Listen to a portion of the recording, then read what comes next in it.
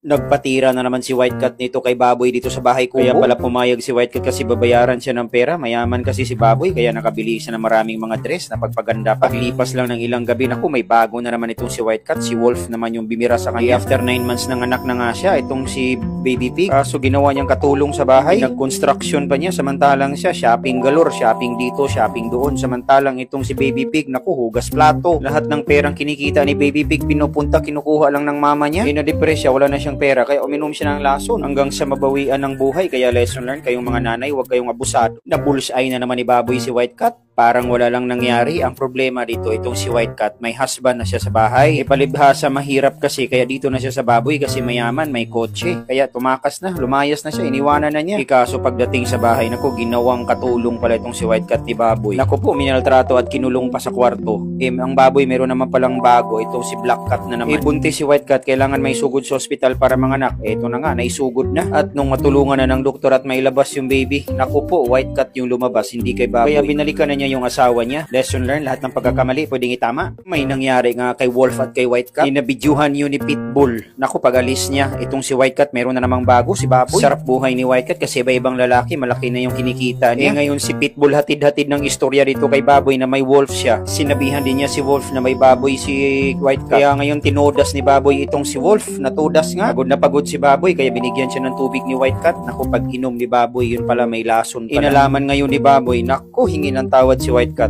Tatawarin mo ako please. Kaya ngayon sunod-sunuran siya sa lahat ng utos nitong Baboy. Nalagay na sa peligro at delikado ang kanyang buhay. Kaya lesson learned, ayusin ninyo ang mga desisyon ninyo sa buhay. Dala-dalawa na naman yung bumira kay White Cat. Sa tindi ng bembangan ako, nasira yung kisame. Ang pangit dito, ito si White Cat. Naku po, meron na po pala itong asawa naghihintay sa bahay. Wala namang problema sa asawa niya kasi malambing. Lagi siyang pinaglulutuan. Sweet na sweet sa kanya sa gabi. Tapos maaga pang umaalis sa bahay. Masipag din sa magtrabaho. At paglipas ng 8 buwan, ito na nga, nagbunga na nga ito, nabuntis na nga itong si White Cat. At excited na yung kanyang husband. Yes, at last, maging daddy na rin ako. Naku, nung nanganak na.